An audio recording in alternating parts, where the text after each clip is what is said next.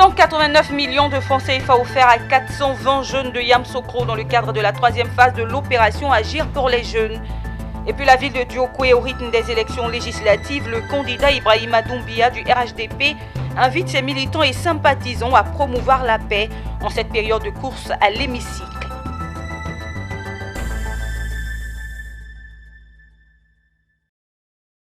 Madame, Monsieur, bienvenue à ce journal. Dans le cadre de la troisième phase de l'opération Agir pour les jeunes, 420 jeunes de la région du Bélier ont reçu des chèques d'un montant de 189 millions de francs CFA. Il s'agit d'une opération qui s'inscrit dans le cadre du programme entrepreneuriat mis en place par le ministère de la Promotion de la Jeunesse et de l'Emploi des Jeunes à travers l'agence Emploi Jeunes qui vise à favoriser l'insertion professionnelle des jeunes par la création d'activités génératrices de revenus. Le reportage de Charles Kouakou commenté par Pierre Tebeu. Cet appui s'inscrit dans le cadre de la troisième édition de l'opération Agir pour les jeunes qui permet à ces jeunes de mener des activités dans les secteurs du commerce, des transports, de l'artisanat, de l'agriculture, de l'élevage et bien d'autres.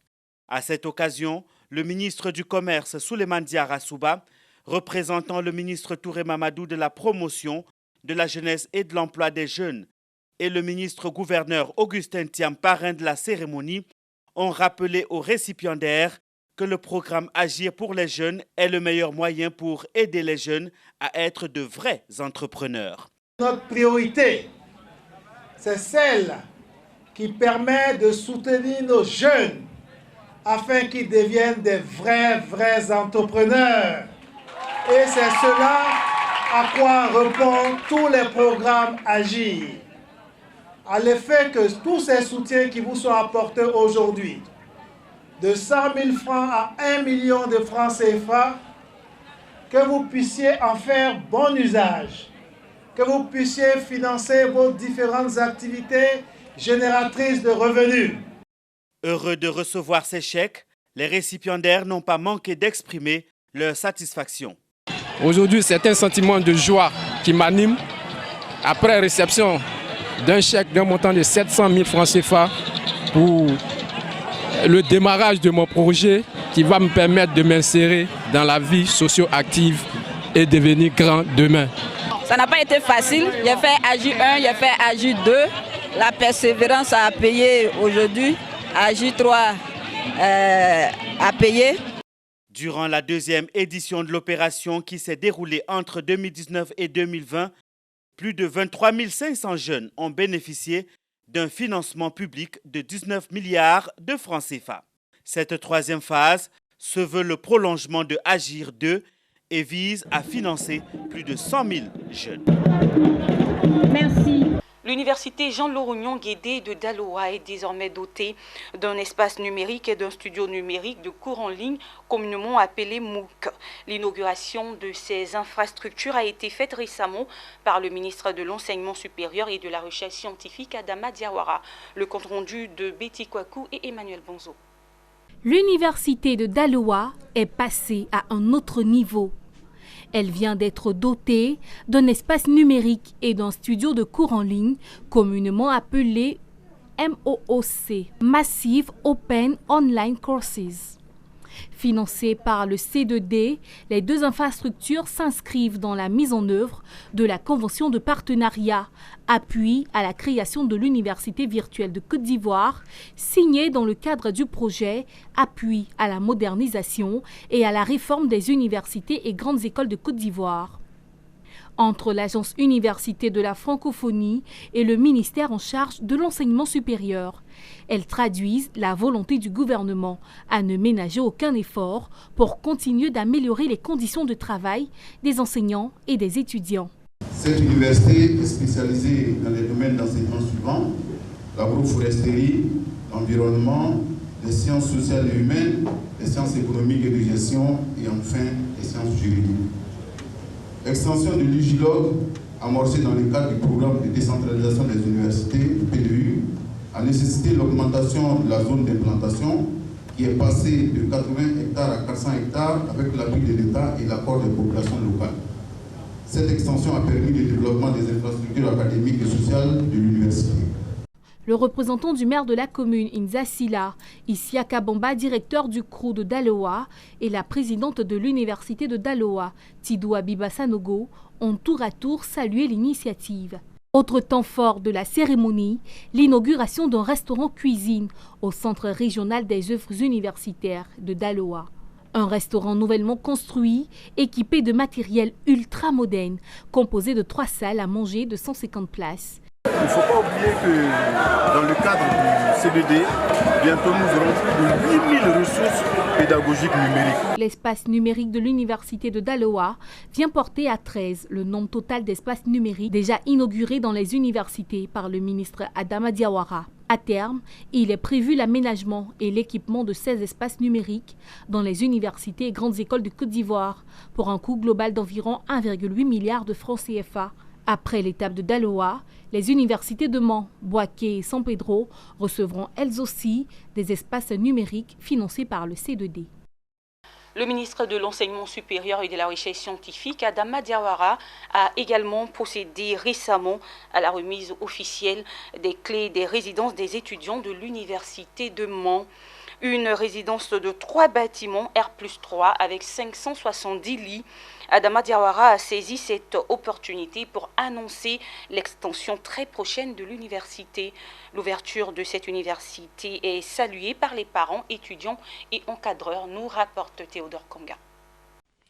Ce 24 février 2021 a sonné la fin de la galère des étudiants de l'Université polytechnique de Mans en matière de conditions de vie et de travail. Ils viennent en effet d'obtenir une cité universitaire. Le ministre de l'Enseignement supérieur et de la Recherche scientifique, Adama Diawara, a procédé à cette date à la remise officielle des clés des résidences universitaires flambant neuves aux autorités de l'Université de Mans. Le ministre a souligné au passage que seuls les meilleurs étudiants en seront les premiers bénéficiaires. La tutelle a également prodigué aux futurs locataires de sages conseils visant à une gestion efficiente et un entretien adéquat de ces locaux. Par ailleurs, Adama Diawara a annoncé pour très bientôt le début des travaux d'extension de l'université. L'objectif du gouvernement est de créer les conditions optimales d'épanouissement pour chaque étudiant afin de lui permettre d'étudier sereinement en vue de l'obtention des résultats académiques et des diplômes à la hauteur de ses attentes, de celles de ses parents et de la nation tout entière. Le directeur général du Centre régional des œuvres universitaires, CRU, Mongué Emmanuel, et le président de l'université Koulibaly Lassina ont tour à tour salué l'ouverture de ces résidences universitaires qui vient à point nommé pour les étudiants et leurs encadreurs. Ce sont des sentiments de joie de savoir que le cadre social de nos étudiants s'est amélioré. Donc nous remercions toutes les hautes autorités du pays qui ont fait ça. Vous marquez ainsi un vif intérêt à l'épanouissement et au bien-être des étudiants. Pour leur part, les étudiants ont exprimé toute leur gratitude à l'État de Côte d'Ivoire pour leur avoir gratifié ces doctoires haut de gamme assortis d'une connexion Internet de dernière génération. Toute chose qui permettra ainsi à l'Université de Mans de se hisser au diapason des meilleurs instituts de l'enseignement supérieur public sous-régionaux. Depuis le début de l'année scolaire, la ville de San Pedro enregistre 125 cas de grossesse en milieu scolaire. Face donc à cette situation inquiétante, le réseau international Africa Women Hope a décidé d'intensifier sa lutte à travers une journée de sensibilisation sur les grossesses précoces en milieu scolaire dans la ville après la campagne d'Abidjan. Cette initiative s'inscrit dans le cadre de son projet Zéro conflit mère-enfant, zéro grossesse en milieu scolaire. Zéro grossesse en milieu scolaire dans la ville de San Pedro. C'est l'objectif visé par le réseau international Africa Women Hope à travers cette journée de sensibilisation.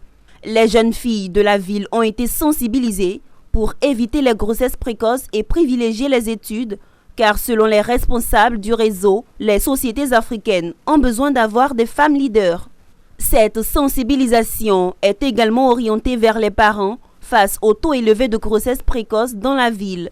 Vu le taux élevé ici à San Pedro qui est de 125, déjà en milieu scolaire, il était important que j'invite l'équipe dynamique d'Abidjan et la présidente depuis Paris pour venir m'aider, me soutenir et donner encore des conseils aux jeunes filles. Nous estimons que s'il y a un climat apaisant, doux, de confiance dans une famille, la jeune fille peut se confier à sa mère selon ce qu'elle rencontre dehors.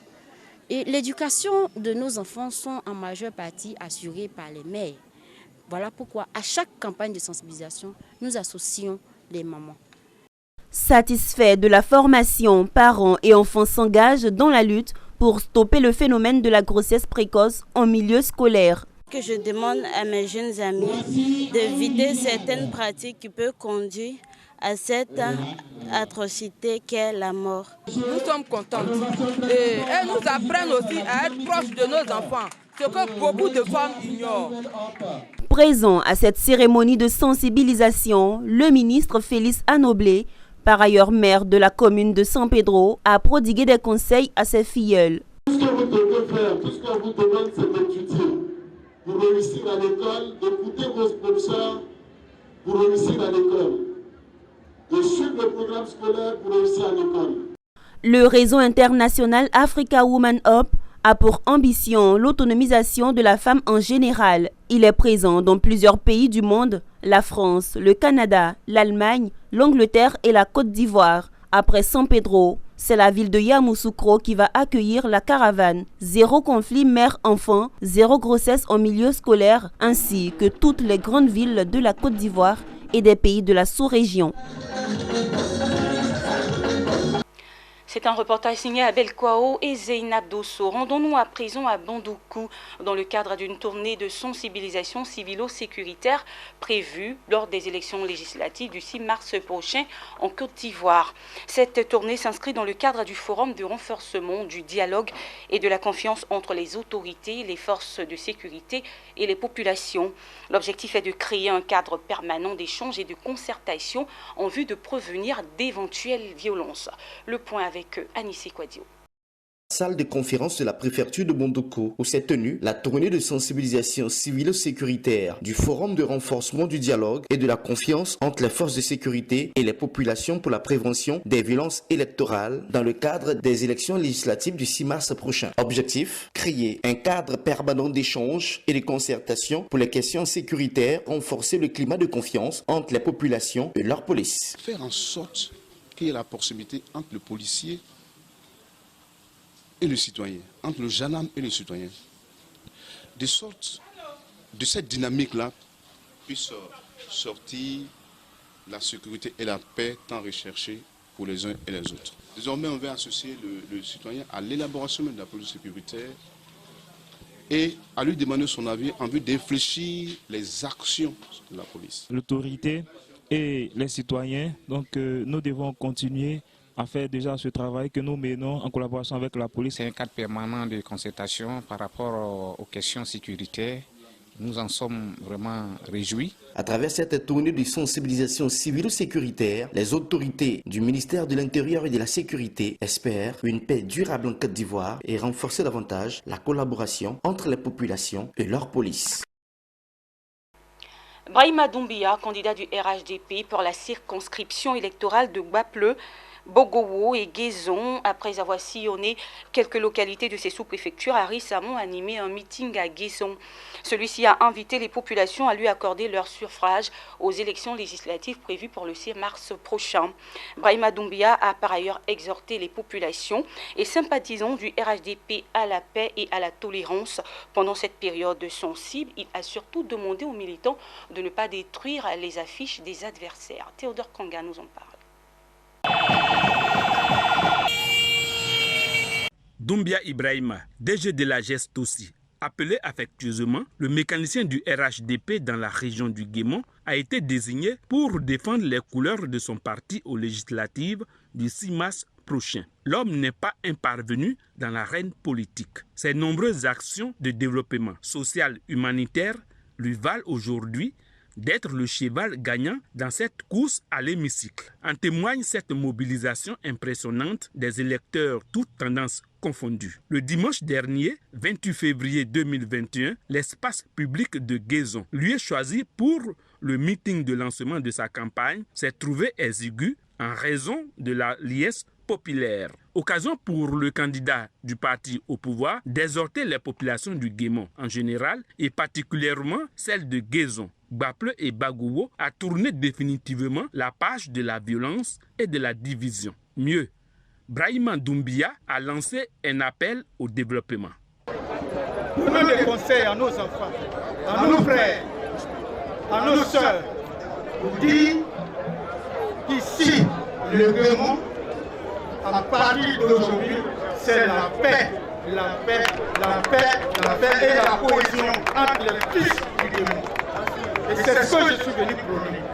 C'est vrai qu'il y a des élections, mais pendant les élections et après les élections, certains événements se passent. Nous ne voulons plus cela ici, à Guézon, à Bago et à Bago. Je veux être en mission pour vous. Et je souhaiterais, parce que le président de la République va te présenter pour tes parents.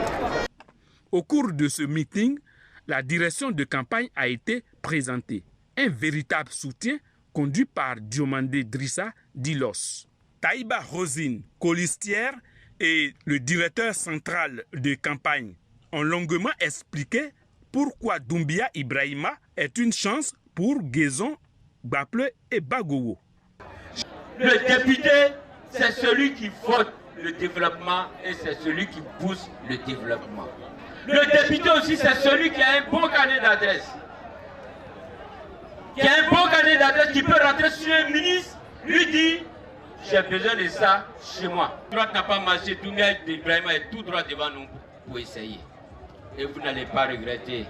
Le candidat du RHDP semble avoir le meilleur profil et affiche une grande sérénité. Il dit avoir confiance en ses parents ouais, avec qui il entretient de très bons rapports et les autres communautés avec qui il partage le même territoire. Le meeting de Guézon, qui s'apparentait à une fête de la victoire, a enregistré la présence de plusieurs artistes venus apporter une note de gaieté. C'est la fin de ce journal. Merci de l'avoir suivi. Au revoir.